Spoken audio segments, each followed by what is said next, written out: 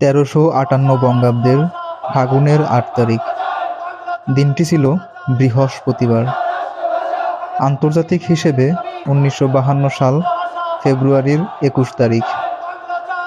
সেদিনকার ফাগুনে কোকিল সুর তুলে ডেকেছে কিনা জানা নেই, তবে আকাশ ভারী হয়েছিল কিছু তরুণের করুণ মাতৃভাষায় আর্তনাদ চিৎকারে।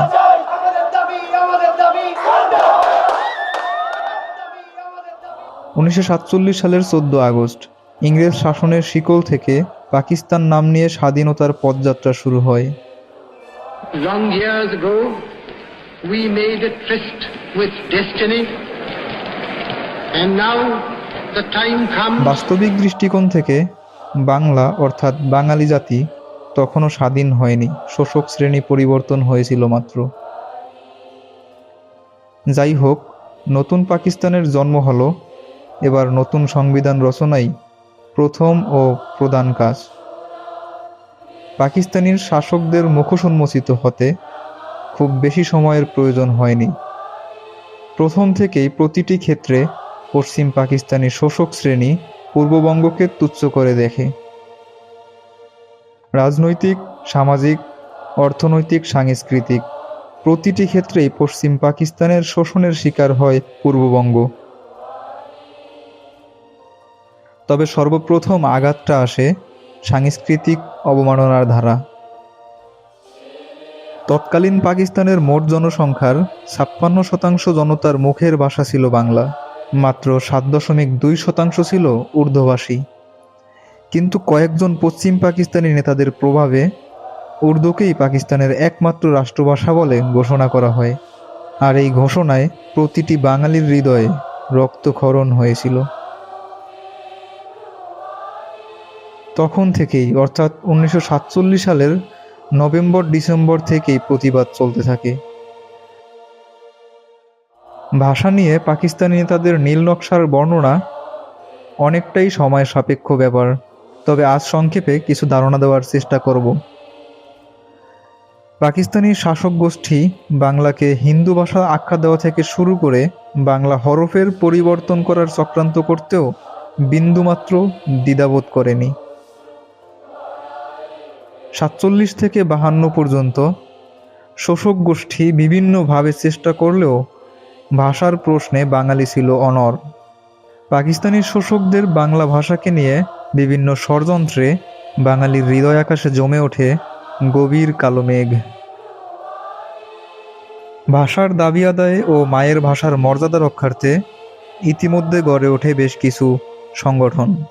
১৯৫২ সালের ফেব্রুয়ারির ২১ তারিখ বাংলা ভাষার মর্যাদার আঘাতের ফলস্বরূপ পূর্ববঙ্গ উত্তেজনায় উত্তাল। ঠিক তখন পাকিস্তানের স্বৈর শাসকগণ পূর্ববঙ্গে ১৪৪ ধারা জারি করে সকল মিছিল, মিটিং ও সমাবেশ বন্ধ ঘোষণা করে দেয়।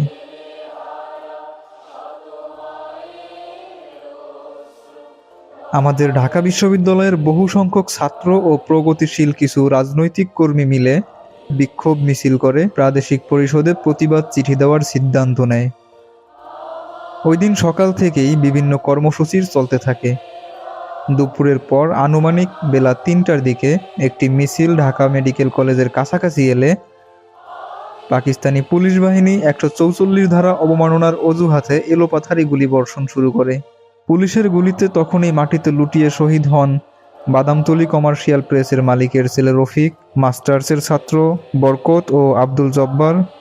আরও শহীদ হন আব্দুল সালাম সহ অনেকে। তাছাড়া তৎকালীন তথ্যমতে ১৭ জন ছাত্র যুবক আহতও হয়েছিলেন, তবে এই সংখ্যাটি নিশ্চয়ই সন্দেহপূর্ণ। ২১শে ফেব্রুয়ারি ছাত্র হত্যার প্রতিবাদে সারা দেশের সকল স্তরের মানুষ ক্ষিপ্ত হয়ে ওঠে। ছাত্র হত্যার প্রতিবাদে শিক্ষক, ইঞ্জিনিয়ার, ডাক্তার থেকে শুরু করে সর্বস্তরের মানুষ ২২শে ফেব্রুয়ারি আবার পুলিশের ১৪৪ ধারা ধর্মঘট বাতিল ঘোষণা করে তারা আন্দোলনে নেমে পড়ে। এই দিন অর্থাৎ ২২ ফেব্রুয়ারি আবার পুলিশের গুলিতে শহীদ হন শফিউর রহমান শফিক, রিকশা চালক আউয়াল এবং অলিউল্লাহ নামে আরও একজন কিশোর। এরপর ২৩ ফেব্রুয়ারিও ছাত্র জনতার মিছিলে পুলিশের অত্যাচার, নিপীড়ন অব্যাহত থাকে। পাকিস্তানি স্বৈর শাসকদের এমন নির্লজ্জ পাশবিক কাণ্ডে ও পুলিশি হামলার প্রতিবাদে মুসলিম লীগ সংসদীয় দল থেকে সেদিনেই পদত্যাগ করে। ভাষা আন্দোলনের শহীদদের স্মৃতিকে অম্লান রাখার জন্য ঢাকা মেডিকেল কলেজ হোস্টেল প্রাঙ্গণে 23 ফেব্রুয়ারি রাতেই ছাত্রদের দ্বারা গড়ে ওঠে একটি শহীদ মিনার, যা 24 ফেব্রুয়ারি উদ্বোধন করেন শহীদ শফিউর রহমানের পিতা এবং 26 ফেব্রুয়ারি আনুষ্ঠানিকভাবে উদ্বোধন করেন দৈনিক আজাদ পত্রিকার সম্পাদক আবুল কালাম শামসুদ্দিন।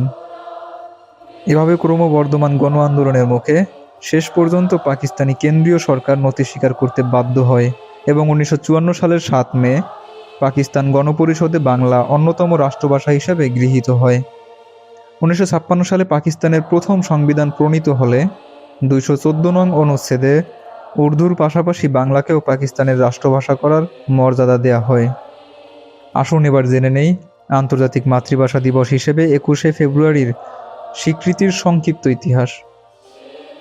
কানাডার ভ্যাঙ্কুইর শহরে বসবাসরত দুই বাঙালি রফিকুল ইসলাম এবং আব্দুস সালাম প্রাথমিকভাবে 21 ফেব্রুয়ারিকে আন্তর্জাতিক মাতৃভাষা দিবস হিসাবে ঘোষণার জন্য আবেদন জানিয়েছিলেন তৎকালীন জাতিসংঘের মহাসচিব কোফি আনানের কাছে 1998 সালে।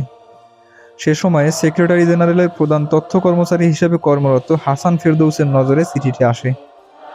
হাসান ফেরদৌস 1998 সালের 20 জানুয়ারি রফিককে অনুরোধ করেন তিনি যেন জাতিসংঘের অন্যান্য সদস্য রাষ্ট্রের কাছ থেকেও একই ধরনের প্রস্তাব আনার ব্যবস্থা করেন। পরে রফিক ও আব্দুস সালাম মিলে mother language lovers of the world নামে একটি সংগঠন দাঁড় করান। এতে একজন ইংরেজ ভাষী, একজন জার্মান ভাষী, একজন কান্টোনিজ ভাষী ও একজন কাচ্চিভাষী সদস্য ছিলেন। তারপর আবারও একটি চিঠি লেখেন। এভাবে পর্যায়ক্রমে 1999 সালের 17 নভেম্বর অনুষ্ঠিত ইউনেস্কোর প্যারিস অধিবেশনে প্রস্তাব উত্থাপন করা হয়। এতে 188টি দেশ সমর্থন জানালে 21 ফেব্রুয়ারিকে আন্তর্জাতিক মাতৃভাষা দিবস হিসেবে ঘোষণা করা হয় এবং 2000 সালের 21 ফেব্রুয়ারি থেকে এই দিবসটি জাতিসংঘের সদস্য দেশসমূহে যথাযথ মর্যাদার সাথে পালিত হয়ে আসছে। 1952 সাল থেকে প্রতি বছর এই দিনটি জাতীয় শহীদ দিবস হিসাবে উদযাপিত হয়ে আসছে। বর্তমানে ঢাকা বিশ্ববিদ্যালয়ের পরিচালনায় 21 ফেব্রুয়ারি রাত 12:01 প্রথমে রাষ্ট্রপতি এবং পরে একাদিক্রমে প্রধানমন্ত্রী, মন্ত্রিপরিষদের সদস্যবৃন্দ, ঢাকা বিশ্ববিদ্যালয়ের উপাচার্য, শিক্ষকবৃন্দ, ঢাকাস্থ বিভিন্ন দূতাবাসের কর্মকর্তাবৃন্দ, রাজনৈতিক নেতৃবৃন্দ, বিভিন্ন প্রতিষ্ঠান ও সংগঠন এবং সর্বস্তরের জনগণ কেন্দ্রীয় শহীদ মিনারে এসে শহীদদের প্রতি শ্রদ্ধা নিবেদন করেন।